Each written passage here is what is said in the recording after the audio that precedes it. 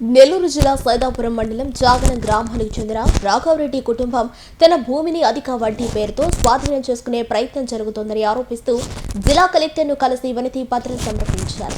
రాఘవరెడ్డి తెలిపిన వివరాల ప్రకారం ఇలా ఉంది.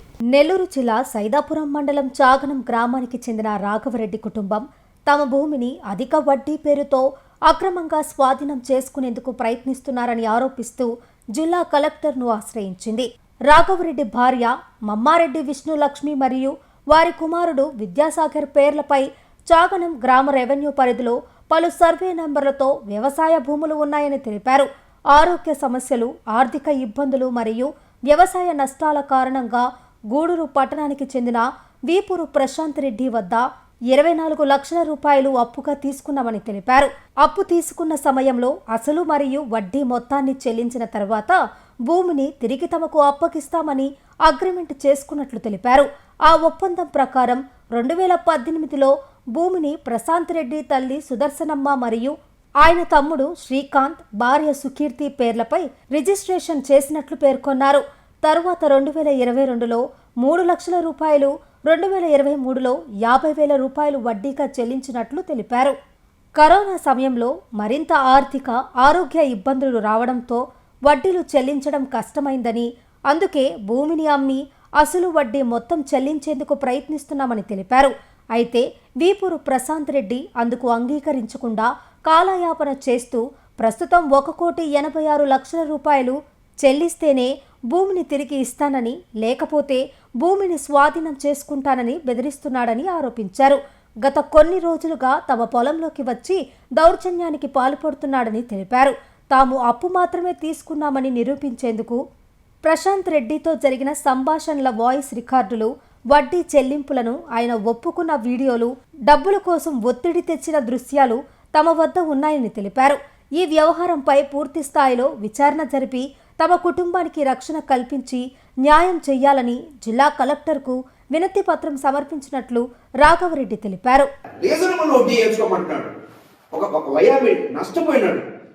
ఓడేమో 10 రూపాయలు సంపాదించుకొని వాడి ఇష్ట ప్రకారం వాడు దాచిపెట్టుకుని దాన్ని ఉండుంటే అన్న వాడి దగ్గర వాళ్ళ దగ్గర ఉండలేనా ఒక 20 ఎకరాలు గురి పెట్టుకున్నాడు దీంట్లో మీద నష్టపోయాడు. కాబట్టి వైఆర్ మీడియాగా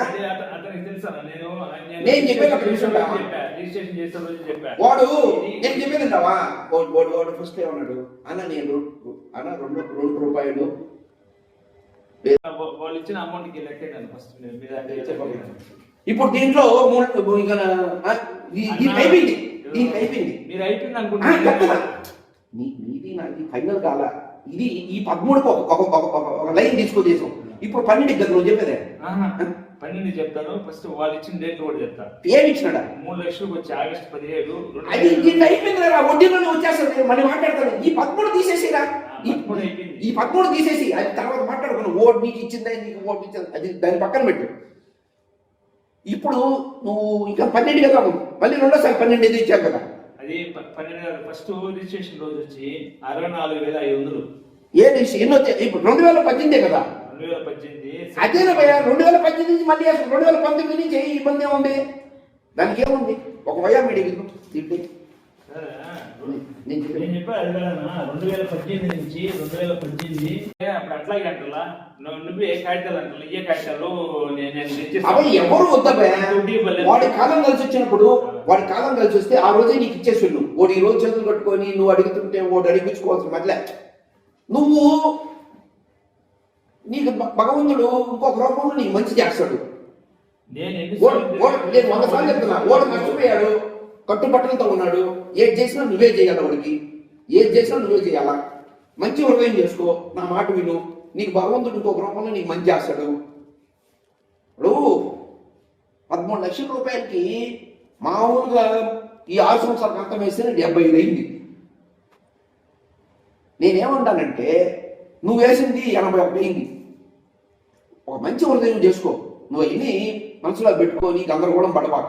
ఇది కూడా ఏంటన్నా పక్కకుంది కదా, వాళ్ళ దానికి అది కూడా ఇంట్రెస్ట్ అయింది. అది కూడా ఆ 2 బిట్ కూడా అదే చేస్తాం. 2 బిట్ ఇది ఒకదానికి దీనికి నేను 50 వేస్తున్నా ఫైనల్. నువ్వు ఏ దానికి 20 వేసుకోనా పర్లేదా?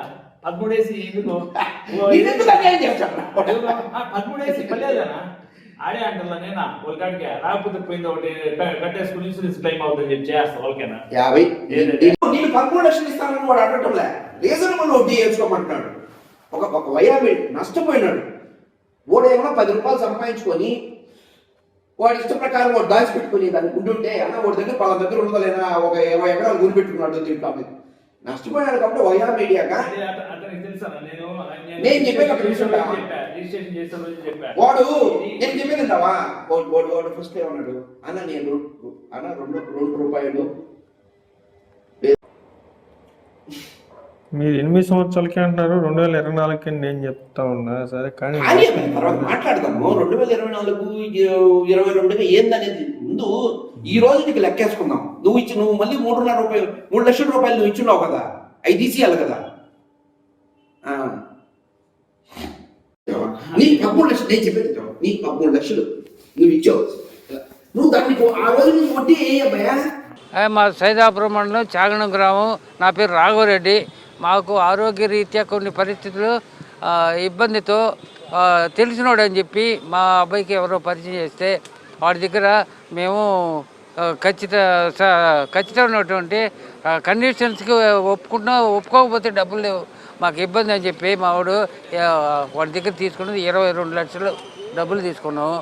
ఈ 22 లక్షలకి ఆ రోజే చాలా మంచిగా ఉండి ఈరోజు 5-10 వడ్డీలు కలిపి అందరికి పబ్లిక్లో అక్కడక్కడ నేను 50 లక్షలు ఇచ్చున్నా, 1 కోటి ఇచ్చున్నా అని చెప్పేసి అంటుండే. ఇదేంది అమ్మకని మధ్యవర్తిలో పొలం అమ్మేసని సెటిల్ చేయాలనుకుంటే పొలం అమ్మడానికి మీడియేటర్ తీసుకుపోయినా కూడా డబ్బులు తీసుకోకపోయా, అది సెటిల్ చేయకపోయా. ఇది ఈ విధంగా ఉందని చెప్పేసి వాడి యొక్క హరాస్మెంట్ని మేము ఒక పత్రం ద్వారా కలెక్టర్ వారికి తెలియజేసినాం.